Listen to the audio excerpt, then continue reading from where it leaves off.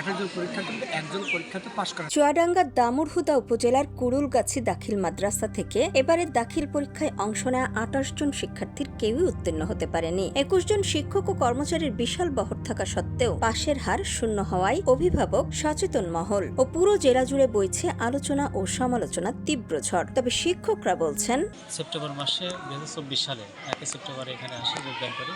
আসার পরে আসলে এদের বেসিক ছিল অত্যন্ত নর্মাল, এরা রিডিংও পড়তে পারতো না। ক্লাস 6 থেকে আসলে একেবারেই এদের ছিল না, যার কারণে ওদের রিডিং পড়াইতে গিয়ে বা ওদের গ্যাপটা পূরণ করতে গিয়ে অনেক কষ্ট হয়ে উঠেছে।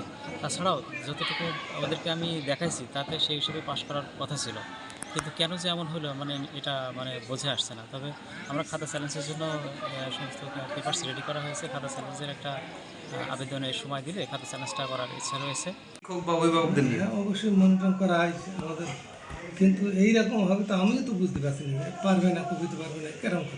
আমি গতকালকে যখন রেজাল্ট সংগ্রহ করলাম তখন দেখি যে আমার এই কুরুলগাছি দাখিল মাদ্রাসা থেকে 28 জন পরীক্ষার্থী, একজন পরীক্ষার্থী পাশ করে। তখন আমি খুব মর্মাহত হয়েছি। তারপরে আমি আমার সম্মানিত জেলা শিক্ষক স্যারের সাথে কথা বলেছি, সম্মানিত উপজেলা নির্বাহী অফিসারের সাথে কথা বলেছি বিষয়গুলো নিয়ে।